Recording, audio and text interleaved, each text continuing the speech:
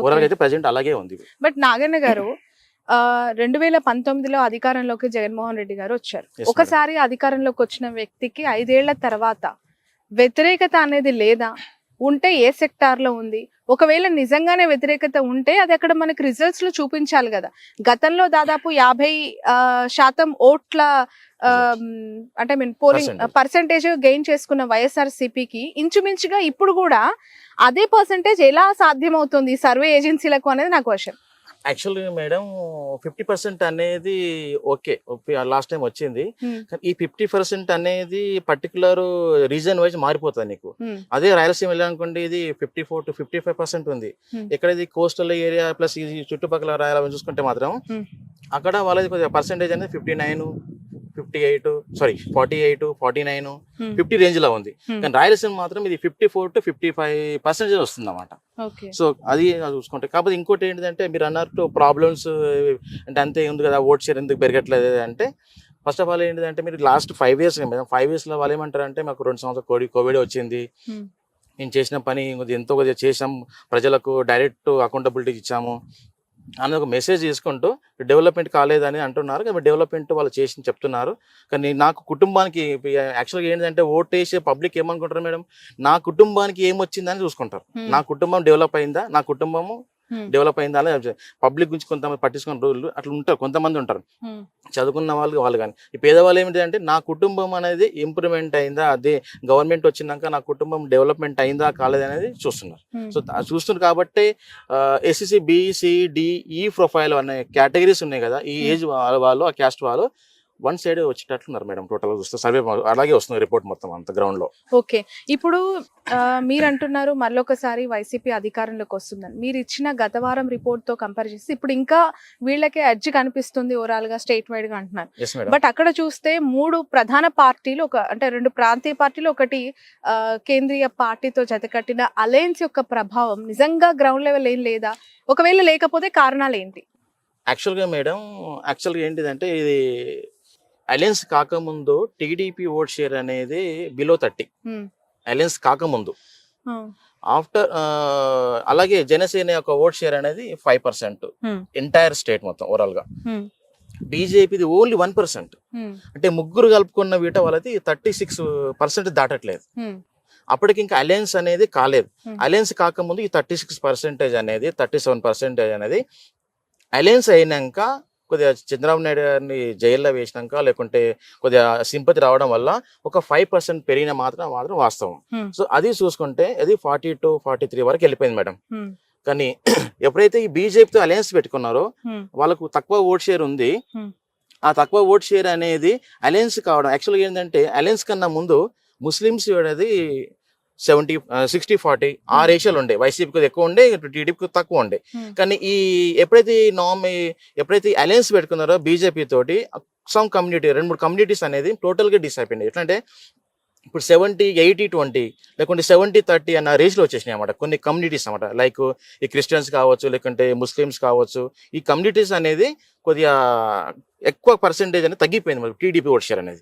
ఇంతకుముందు వాళ్ళు యాక్చువల్గా వాళ్ళు కూడా టీడీపీ ఓటు వేసే వాళ్ళు ఉంటారు క్రిస్టియన్స్ కానీ. అలాగే ఇప్పుడు ఎందుకు ఆ వ్యత్యాసం వచ్చింది అనుకుంటున్నారు? అంటే అలయన్స్ లో జనసేన కమ్మ వర్సెస్ కాపు ఈక్వేషన్స్ అక్కడ వర్కౌట్ అవ్వట్లేదు అంటారా, లేదంటే బీజేపీని జత కట్టుకోవడం వీళ్ళకి ఇష్టం లేదంటారా? కమ్మ కాపు అనేది ఓట్ షేర్ ఉండే madam. Actual TDP alliance BJP TDP and Janasena 2 కలుసుకుంటే కొద్దిగా వేరేగా ఉంటుండే. కాకపోతే ఏంటిదంటే వాళ్ళకు తెలుసు మనం కంపల్సరీ మనము ఈ ముగ్గురు కలిసిన కొన్ని సీట్లు వస్తాయి అనేది ఒక మెసేజ్ ఇద్దామని చెప్పేసి వచ్చారు. కానీ యాక్చువల్గా వీళ్ళ ముగ్గురు కలవకుంటే మాత్రం వాళ్ళకు సీట్స్ అనేది బిలో 20 వస్తుండే. ఈవెన్ సింగిల్ గా ఎవరు పోటీ చేసిన వీట టీడీపీకి బిలో 20 వస్తుండే. ఈవెన్ జనసేనకి అయితే 1 సీట్ రాకుండే మేడం. ఎందుకంటే జగన్మోహన్ రెడ్డి యొక్క ఓట్ షేర్ అనేది ఎంటైర్ స్టేట్ లో 49 పైన ఉంది, తక్కలేదు ఇక్కడ. కొన్ని కాన్స్టిట్యున్సీలలో 54-55 ఉంది రాయలసీమ సైడ్, 60 వరకు వెళ్తుంది. అదే మీకు ఇక కోస్టల్ సైడ్ వచ్చేలాగల్లా 48-49 50 ఈ రేషియోలో ఉందన్నమాట కొన్ని కాన్స్టిట్యున్సీలలో.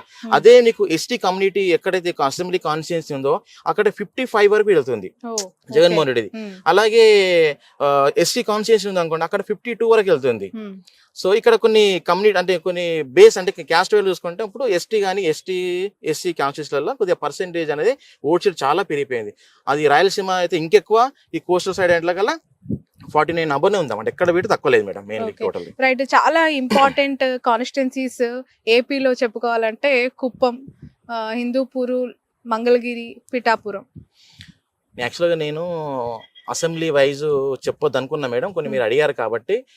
ప్రజెంట్ అయితే నారాలోకి ఎస్ఆర్కి అయితే ఈజీగా ఉంది వెన్నీ కావడానికి ఇప్పటి వరకు అయితే. ఈ రోజు వరకు ఇంకా 25 days 30 days టైం ఉన్న వీట అతను గెలవడానికి ఎక్కువ అవకాశాలు చాలా ఉన్నాయి. కుప్పంలో వీట సార్కే ఉంది, చంద్రబాబు నాయుడు గారికి. పిఠాపురం మాత్రం కొంచెం టఫ్ ఉంది మేడం. ఆ పిఠాపురం ఇప్పుడే మనం స్టేట్ చేయలేం మేడం, ఎందుకంటే అది మనము అక్కడ ఒక 5-6 times సర్వే చేస్తే గానీ ఆ మూడ్స్ తెలియదు మేడం. ఎందుకంటే రోజుకు మారిపోతుంటది. అంటే వీళ్ళు చేసే ప్రచారం బట్టి, వీళ్ళు ఇచ్చే కమ్యూనిటీ బట్టి, వీళ్ళు ఇచ్చే మేనిఫెస్టో బట్టి పబ్లిక్ అనేది ఇంకా స్టిల్ అక్కడ ఇంకా డిసైడ్ కాలేదు మేడం. పర్టికులర్ ఓట్ షేర్ అనేది ఇంకా ప్రజెంట్ అయితే పర్టికులర్ పిఠాపురం మాత్రం టఫ్ ఉంది మేడం. ఓకే, ఇప్పుడు ఏబీపీ సి ఓటర్ లాంటి అనేక సంస్థలు అక్కడ నేషనల్ లో ఇచ్చిన సర్వే సంస్థలు కూటమి అధికారంలోకి వస్తుంది అని ఇచ్చారు. బట్ మీరు ఎలాంటి అథెంటిక్ మెథడాలజీ యూజ్ చేశారు?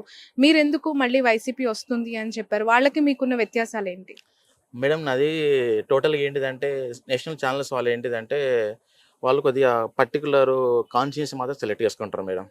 వాళ్ళు కొన్ని కాన్స్టిట్యున్సీ చేస్తారు, ఎంటైర్ స్టేట్ చేయరు మేడం. ఫస్ట్ ఆఫ్ ఆల్ వాళ్ళు, నేనేంటిదంటే ఎంటైర్ స్టేట్ చేస్తాను. నా శాంపుల్ సైజ్ చాలా పెద్దది, బయట చెప్పలేను, చాలా పెద్ద శాంపుల్ చేస్తాను. అలాగే ఈ నేషనల్ ఛానల్ వాళ్ళు ఏంటిదంటే కొన్ని సెలెక్ట్ చేసిన 15-20 అసెంబ్లీస్ తీసుకుంటారు. ఆ 20 అసెంబ్లీస్ని మొత్తం డివైడెడ్ స్టేట్ మొత్తం చేస్తారు అనమాట. వాళ్ళ sample wise 200 per assembly, 150 per assembly, 300 per assembly అలాగే ఉంటుంది. నాది ఏంటిదంటే ఒక కాన్స్టిట్యున్సీలో నేను 10,000 శాంపుల్ చేస్తాను మేడం. నేను అట్లా చేస్తాను. ఒక కాన్స్టిట్యున్సీలో ఒక 1000, 2000, 5000 ఇట్లా డిఫరెంట్ కాన్స్టిట్యున్సీ ఒక అసెంబ్లీని 2-3 times చేయడం, ఇవన్నీ చేస్తూనే ఉంటుంటాం. ఒక స్టేట్ వైజ్ చేయాలంటే మనం ఒక మినిమం ఒక 2 rounds 3 rounds చేస్తే కానీ వెళ్ళాం. ఈవెన్ నేను 2019లో వీట ఆంధ్రప్రదేశ్ స్టేట్ ఎలక్షన్స్కి నేను పని చేశాను, ఎంటైర్ 2 rounds చేశాను. అప్పుడు నేను 125 seats ఇచ్చాను మేడం మన జగన్మోహన్ రెడ్డికి. ఇవన్నీ మీరు చూసుకోవచ్చు, ఇబ్బంది గూగుల్లో ఉంటుంది. కానీ ఎందుకు మరి బీఆర్ఎస్ గెలుస్తుంది అని మీరు ఇచ్చారు సర్వే? అది పూర్తిగా వ్యతిరేకత చూపించింది, అది ఓడిపోయింది కదా అక్కడ. దీన్ని మీరు పదే చాలా మంది కోట్ చేస్తూ ఉన్నారు. అగ్రి మేడం, నేను ఒప్పుకుంటాను మీ మాట. నేను యాక్చువల్గా ఏంటిదంటే మేడం, నేను 100% నేను ప్రీపోల్ను రిలీజ్ చేయను మేడం. ఫస్ట్ ఆఫ్ ఆల్ నేను యాక్చువల్గా ఏంటంటే ఇప్పుడు ఇంకా 1 month ఉంది కాబట్టి మీతో మాట్లాడుతున్నాను. యాక్చువల్గా నేను అదే నేను 1 week 2 days ఉంటే అసలు మీతో మాట్లాడలేను. ఎందుకంటే నా రిపోర్ట్స్ 99 కాదు 100% సక్సెస్ చేయడానికి ఆస్కారం ఉంటుంది. ఎందుకంటే నా క్లయింట్ కంపల్సరీ నేను ఏదైనా చెప్తాను, ఓడిపోతావు అంటే ఓడిపోతావు, గెలుస్తావు అంటే గెలుస్తావు, అలాంటి పని నేను చేస్తాను. నా క్లయింట్ నన్ను మెచ్చుకోవాలని అసలు పని చేయను ఎప్పుడు. అతను నన్ను తిట్టిన పర్లేదు, నాకు పేమెంట్ ఇవ్వకున్న పర్లేదు, కానీ నేను అలా పని చేయను. కాకపోతే ఏంటిదంటే నేను తెలంగాణ ఎలక్షన్స్ అన్నప్పుడు నేను నా రిపోర్ట్ యాక్చువల్గా నేను ఎగ్జిట్ పోల్లో ఇస్తాను. కాకపోతే ఏంటంటే నేను ప్రీ పోల్ 2 days ఎలక్షన్స్ అన్నప్పుడు నేను కాన్స్టిట్యున్సీ వైజ్ ఎవరు గెలుస్తారో, ఎవరు టఫ్ ఉన్నారని ఎవ్రీథింగ్ నేను డీటెయిల్గా ఇచ్చాను మేడం. నా సర్వేను ఒక పెద్ద కంపెనీ, ఇండియా లెవెల్లో పనిచేసే పెద్ద కంపెనీ, ఆల్రెడీ తెలంగాణలో ఒక పార్టీకి పనిచేస్తున్న కంపెనీ కంపేర్ చేశారు వాళ్ళ నా సర్వే వాళ్ళ సర్వే కంపేర్ చేసి ఎక్కడైతే టఫ్ ఉన్నదో అక్కడ వాళ్ళు ఫుల్ పేజ్ గా పనిచేసిండ్రు. ఎవరైతే గెలుస్తాం అనుకున్నారు బీఆర్ఎస్ వాళ్ళు అంతా సైలెన్స్ గా ఉన్నారు. వాళ్ళు అపోజిషన్ వాళ్ళు మంచిగా పని చేసుకొని ఆ 2 days లో మొత్తం మారిపోయింది మేడం. ఎక్కడైతే నేను ఒక 25 ఇస్తాను సీట్స్, అవి టఫ్ ఉన్నాయని నా సర్వే వాళ్ళ సర్వే సేమ్ కంపేర్ చేసుకుంటే నా సర్వేకి వాళ్ళ సర్వే పర్ఫెక్ట్ ఉంది. నాకు వచ్చింది రిపోర్ట్ కాబట్టి చెప్తున్నాను. వాళ్ళు బీఆర్ఎస్ వాళ్ళేమో గెలుస్తామన్న కాన్ఫిడెన్స్ లో వీళ్ళకుండే ఓవర్ కాన్ఫిడెన్స్, వాళ్ళకేమో కంపల్సరీ గెలవము నాకన్నా చెప్తే కరెక్ట్ గా ఉంటుంది అని చెప్పి కాన్ఫిడెన్స్ తోటి వాళ్ళు మంచిగా పని చేసుకున్నారు. ఈవెన్ ఎల్ఎస్సీ డేమర్ కూడా పని చేసుకున్నారు. దానివల్ల నా సర్వే కొద్దిగా అక్కడిక్కడ వేయడం కారణం పెట్టి అది మేడం 100%. ఈవెన్ అంత టఫ్ 2019లో నేను అంత సీట్లు ఇచ్చాను వైసీపీకి, నేను యాక్చువల్గా 45 ఇచ్చాను టీడీపీకి, జనసేనకి నేను ఇచ్చిన 0. 2019 మీరు రికార్డు చూసుకోవచ్చు, 0 ఒక్కటి వీడియో ఇవ్వలే నేను. నన్ను చూసి చాలా మంది కంపెనీస్ ఏంటి 7-8 జనసేన వస్తాయి అన్న వాళ్ళు వీట నా రిపోర్ట్ వచ్చినాక లాస్ట్ మినిట్ లో 022 033 వచ్చారు. నేను ఫస్ట్ డే నుంచే నేను 0 మీదనే ఉన్నా. ఆ పర్సన్ గెలిచిన పర్సన్ వీట 200 ఓట్లతో గెలిచిండు. ఇప్పుడు 21 మంది అభ్యర్థుల్లో జనసేన ఎన్ని గెలిచే అవకాశం ఉందంటారు? ఒక ఫిగర్. జనసేన బీజేపీ రెండు అలయన్స్ మేడం అవి చూసుకున్న వీట 4 to 5 మాక్సిమం మేడం. నేను అసెంబ్లీ పేరు చెప్పలేను నేను, ఓకేనా, ఎందుకంటే చెప్పడం వల్ల నాకు ప్రాబ్లం అవుతుంది, వాళ్ళు పని చేసుకుంటున్నారు. జగన్మోహన్ రెడ్డి ఎంత మెజారిటీతో గెలిచే అవకాశం ఉందంటారు? మేడం 90,000 పైన వస్తుంది, తగ్గదు కాదు. ఎందుకంటే మేము అక్కడ టీడీపీ అలయన్స్ అనేది ఇప్పుడు ఇంత ముందు కొద్దిగా ఉండే మేడం. యాక్చువల్ గా ఇంత ముందు టీడీపీ ఒక 2 సీట్లు కొద్దిగా ఎడ్జ్ వచ్చింది, కానీ ఇప్పుడు అలా లేదు. ఇప్పుడు అనేది మొత్తం అక్కడ ఉన్న 10కి 9 మొత్తం కంపల్సరీ మొత్తం గెలిచేస్తుంది. ఒకటి వీట అక్కడ వాళ్ళు ఓడిపెట్టలేదు మేడం మొత్తం ఓవరాల్ గా. ఇప్పుడు ఈవెన్ ఇక్కడ నెల్లూరులో పనిచేస్తున్నాను నేను. నెల్లూరులో ఇది ఒక 1 month బ్యాక్ కొద్దిగా టీడీపీ ఎడ్జిలా అన్న ఫీలింగ్ ఉండే మేడం యాక్చువల్ గా. అంటే ఇక్కడ వచ్చే select of candidates important madam. ఏదన్నా కాన్స్టిట్యున్సీ గెలవాలి అంటే అక్కడ క్యాండిడేట్ సెలెక్షన్ అండ్ ఎవరైతే ఎంపీ క్యాండిడేట్ కానీ ఎమ్మెల్యే క్యాండిడేట్ కానీ వాళ్ళకి సెలెక్షన్ ఆఫ్ క్యాండిడేట్ కరెక్ట్ గా ఇచ్చారు కాబట్టి కొన్ని సీట్లు ఓడిపోయే సీట్లు వీట వైసీపీ అనేది గెలవడానికి అవకాశం ఎక్కువ వచ్చేసింది మేడం. మెయిన్లీ ఇది ఒకటి. పర్సెంటేజ్ వీట మేడం టోటల్ ఓవరాల్ చూసుకుంటే పర్సెంటేజ్ అనేది 47-48 ఉన్న ఓట్ షేర్ అనేది ఇప్పుడు 50కి వచ్చేసింది, 50కి వచ్చింది నియర్లీ. ఇప్పుడు ఇంకో కొన్ని అదే రాయలసీమ లో గల 54-55. ఈ నెల్లూరు పార్లమెంట్ లో Vijayasai Reddy versus Vemireddy Prabhakar Reddy, yes madam, ఇక్కడ ఏ విధంగా ఉంది ఈ పార్లమెంట్ సెగ్మెంట్? మేడం ఇక్కడ నేను చాలా పెద్ద పని చేశాను మేడం. యాక్చువల్ గా నేను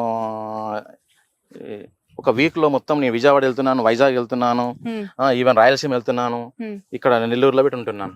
అయితే ఇక్కడ ఏంటిదంటే 7 కాన్స్టిట్యున్సీలలో ఫస్ట్ ఆఫ్ ఆల్ ఏంటిదంటే మేడం కొద్దిగా ఒక 20 days బ్యాక్ ఎట్లుండే కొద్దిగా టీడీపీకి 2-3 అసెంబ్లీలు గెలుస్తాయి అన్న ఫీలింగ్లు ఉండే మేడం, 2 నుంచి 3 అసెంబ్లీలు.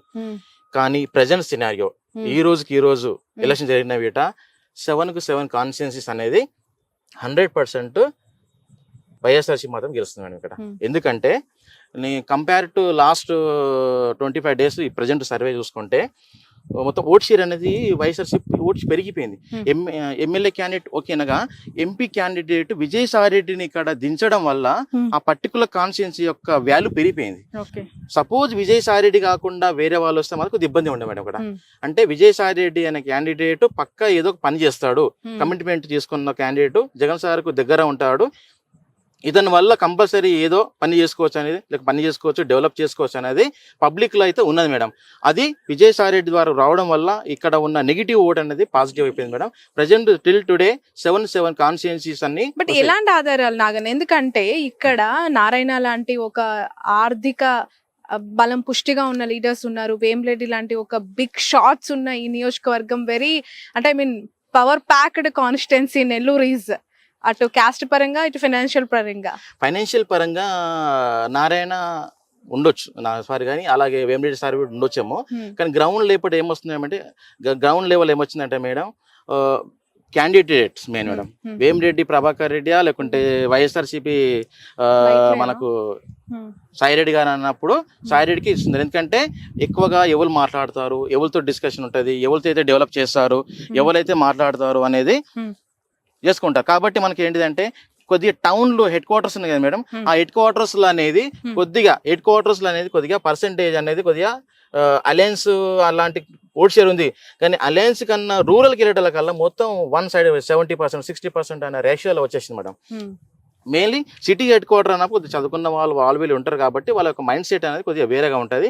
ఎండ్ ఆఫ్ ది డే మాత్రం ఇంకా 25 days టైం అనేది ఎంత మంచిగా ప్రచారం చేసుకున్నా, ఎంత ఇంప్రూవ్మెంట్ చేసుకున్నా ఓట్ షేర్ని ఇంకా టైం ఉంది కాబట్టి ఇంప్రూవ్మెంట్ చేసుకోవచ్చు. ఎండ్ ఆఫ్ ది డే ఇప్పుడు ఆల్రెడీ టీడీపీ మేనిఫెస్టో ఇచ్చారు వాళ్ళు, గ్యారంటీస్ అనేది కంపేర్ చేస్తున్నారు కదా, తెలంగాణ గవర్నమెంట్ ఏంటిది, ఆంధ్రప్రదేశ్ గవర్నమెంట్ ఏంటిది, లేకుంటే ఎవరు చేయాలో చేస్తారు.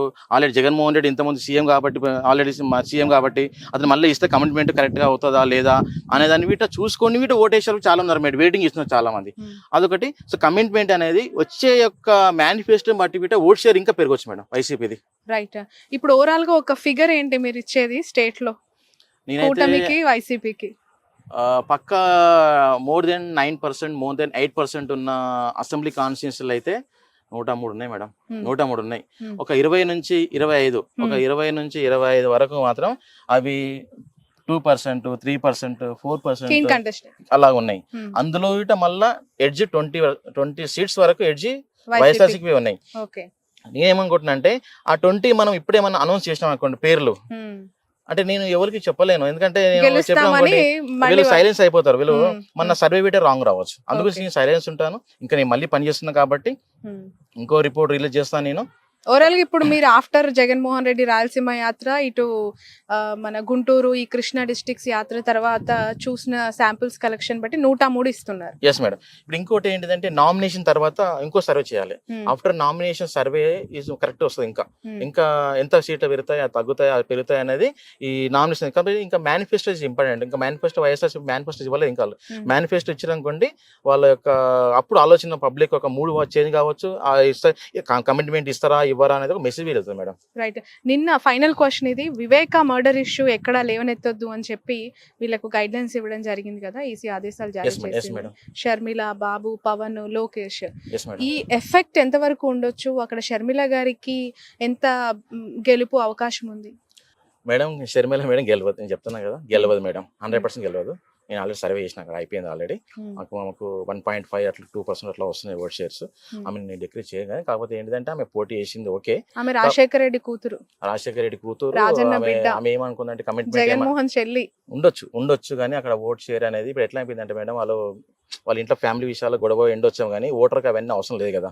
నాకు ఎవరు గెలుస్తారు ఈ రోజు ఎట్లా అయిపోయిందంటే, కడప ప్రజలు సర్వే చేశానంటున్నారు కదా, కడప ప్రజలు షర్మిల గురించి ఏమనుకుంటున్నారని మీకు అర్థమైంది అక్కడ? ఎందుకంటే ఆమె పదే పదే వివేక మర్డర్ ఇష్యూలో అవినాష్ నిందితుడు, అవినాష్ రెడ్డి చంపిన వ్యక్తి, అతనికి ఎందుకు ఇచ్చారు ఓటు అని అంటుంది కదా, అవకాశం ఎందుకు ఇచ్చారు అని చెప్పి. ఇదేమైనా ప్రజల్లోకి తీసుకెళ్లగలిగిందా? ఆల్రెడీ వాళ్ళు ఒక చేసుకున్నారు మేడం, వర్క్ చేశారు. యాక్చువల్గా ఏంటిదంటే వాళ్ళు ఏమనుకున్నారంటే, నేను వివేకానంద బాబాయ్ కదా మేడం, బాబాయ్కి షర్మిల మేడం ఎంపీ క్యాండిడేట్ కావాలనే ఒక కోరిక ఉందని చెప్పారా మేడం. చెప్తే మన పబ్లిక్ యాక్సెప్ట్ చేయాలి కదా మేడం. ఆల్రెడీ ఇప్పుడు జగన్మోహన్ రెడ్డిని చూస్తారు కానీ షర్మిల మేడం చూడ మేడం. ఎందుకంటే షర్మిల మేడం ఆల్రెడీ తెలంగాణలో వచ్చి పోటీ చేసి చేస్తాను చేయలేదమ్మ, ఇక్కడ ఏం చేస్తుంది? ఇంకోటి ఏంటిదంటే, పోటీ అనేది షర్మిల మేడంకు జగన్మోహన్ రెడ్డి కాదు కదా పోటీ. ఇక్కడ పోటీ అనేది జగన్మోహన్ రెడ్డికి చంద్రబాబు నాయుడుకి పోటీ కానీ, అంతేగాని ఇతనికి ఈమెకి అది కాదు కదా మేడం. సో ఓట్ షేర్ అనేది రెండు పార్టీల మధ్యనే 98 ఆర్ 96% to 97% వీళ్ళిద్దరి మధ్యలోనే ఉంటుంది మేడం, కూటమి మధ్యలోనే ఉంటుంది. ఒక పార్టీకి ఎక్కువ రావచ్చు, పార్టీ తక్కువ రావచ్చు, కానీ ఓట్ షేర్ అనేది అవుట్ ఆఫ్ 100% ఓట్ షేర్ లో 96 to 97% ఇద్దరి మధ్యలో ఉంటాయి. ఆ 3% అందరిగా బీఎస్పీ చేసుకుంటే, కాంగ్రెస్ చేసుకుంటే, ఇతరులు చేసుకుంటారు మేడం. 150 అట్లా. Okay right. ఇంకా ఏమైనా చెప్పాల్సిన అంశాలు ఉన్నాయంటారా ఈ ఓవరాల్? నేనేం చెప్పలేదు madam. Manifesto is very important. Manifesto correct గా ఉంటే కమిట్మెంట్ తోటి గెలుస్తారా అనేది ఒక మెసేజ్ వెళ్తుంది. So manifesto is important. Manifesto వచ్చినాక వీట సర్వే అనేది ఇంకా మారిపోవచ్చు, అంటే పెరగవచ్చు, తగ్గవచ్చు, చెప్పలేము. ఏదున్నా కానీ manifesto is very important. But ఒక్క అవకాశం అని బాబు ప్రజల నోట్ అడుగుతున్నారు కదా, దానికి ఏం కన్ఫైన్ అవ్వట్లేదా ప్రజలు? వాళ్ళ కూటమి మెయిన్ మేడం. కూటమి వాళ్ళు ఆల్రెడీ వాళ్ళు తెలుసు కదా మేడం, ఎట్లయినా మనం సింగిల్ గెలిస్తే గెలవము, కూటమి అయితే గెలుస్తాము అని కాంపిటీషన్ ఇస్తారు. ఫస్ట్ ఆఫ్ ఆల్ ఏంటిదంటే, జనసేనకు ఒక సీట్స్, ఒక వాళ్ళ సీఎం ఏంటి మేడం, జనసేన వాళ్ళ పరిస్థితి ఏంటిది? జనసేన వాళ్ళు మా యొక్క పవన్ కళ్యాణ్ సీఎం కావడం వాళ్ళ బాధ్యత. 10 సంవత్సరాలకు అదే అంటారు వాళ్ళు. 10 సంవత్సరాల నుంచి నాకు సీఎం కావాలి. ఇప్పుడు ఎట్లా అయిపోయిందంటే, ఆ సీఎం అయ్యే క్యాండిడేట్ అలయన్స్ లోపల ఒక 50 సీట్లన్నా 60 సీట్లన్నా మాకు వస్తాయి అన్న ఫీలింగ్తో వాళ్ళు పనిచేసిండ్రు జన సైనికులు. పాపం వాళ్ళు 10 సంవత్సరాలుగా లాస్ట్కి ఇప్పుడు వచ్చేదాకా ఏమైంది, 21 సీట్స్కి వచ్చేసారు. అందులో 21లో వీట మళ్ళీ ఆ పార్టీ నుంచి ఈ పార్టీ నుంచి వచ్చే వాళ్ళకి ఇచ్చారు. ఎవరైతే 10 సంవత్సరాలు కష్టపడుతున్న క్యాండిడేట్స్ ఉన్నారో వాళ్ళకి టికెట్ రాకపోవడం వల్ల వాళ్ళ కింద పనిచేసే క్యాడర్ కానీ వాళ్ళంతా totally dissatisfied. First of all dissatisfied ఎక్కడ ఏంటంటే, వాళ్ళ క్యాండిడేట్ సీఎం కార్డు అని తెలివంగానే ఆ యూత్ కానీ లేకుంటే ఎవరైతే కష్టపడ్డ వాళ్ళు ఉన్నారో టోటల్లీ వాళ్ళు నర్వస్గా ఫీల్ అయ్యారు మేడం. వీళ్ళు అలయన్స్ లోపల వీట ఒక 50 సీట్లు వస్తాయనుకున్నారు. 21 సీట్లు రావడం వల్ల ఏంటిదంటే, వాళ్ళు ఆ వచ్చిన వాళ్ళకి మళ్ళీ పాత వాళ్ళకే కాకుండా కొత్త బయట నుంచి వచ్చిన వాళ్ళకి టికెట్లు ఇవ్వడం వల్ల వీట కొద్దిగా మైనస్ వాళ్ళకి మేడం. ఇంకోటి ఏంటిదంటే, బీజేపీకి 1-2% ఓట్ షేర్ లేని పార్టీకి 8 పార్లమెంట్లు ఇవ్వడం, అందులోపల మళ్ళీ వాళ్ళకు 10 అసెంబ్లీలు కాన్స్టిట్యూన్సీ ఇవ్వడం అనేది కొద్దిగా ఇబ్బంది అయింది. దానివల్ల ఏంటిదంటే, వీళ్ళు వాళ్ళకి పని చేయట్లేదు, వాళ్ళు వీళ్ళకి పని చేయట్లేదు, వీళ్ళు వాళ్ళకి పని చేయట్లేదు, అట్లా అయిపోయింది మేడం టోటల్ గా. ఇప్పుడు క్యాడర్ బిట్ ఇంపార్టెంట్ కదా, క్యాడర్ తోటి సంప్రదింపులు చేసి అన్ని చేసినా కరెక్ట్ గా ఉండే, మాకు చెప్పకుండా చేసిరన్న ఫీలింగ్ గ్రౌండ్ లో జరుగుతుంది మేడం. అదొకటి రాకుండా ఉంటే మంచిగా ఉండే, అది వచ్చేసింది గ్రౌండ్ లో already. Thank you so much Naganna గారు. యాక్చువల్ గా చీకటి పడిపోయింది, మిమ్మల్ని మార్నింగ్ నుంచి క్యాచ్ చేద్దాం అనుకున్నాను. సో ఇదంతా కూడా మీ డేటా కలెక్షన్ అనుకుంటా. సో నెల్లూరే కాదు, రాష్ట్ర వ్యాప్తంగా కూడా మీ అభిప్రాయాన్ని, అంటే నియోజకవర్గ నియోజకవర్గాల్లో ఉన్న మూడ్ని మాకు ఎక్స్ప్లెయిన్ చేసినందుకు థ్యాంక్ యూ సో మచ్. చూద్దాం ఖచ్చితంగా మీ రిజల్ట్, అక్యురేట్ రిజల్ట్ ఎంతవరకు జెన్యున్గా ఉండబోతోంది, రాబోయే ఎన్నికల్లో ఎంతవరకు మీ సర్వే నిజం అవబోతుంది అనేది. Thanks a lot. Thank you. Thank you.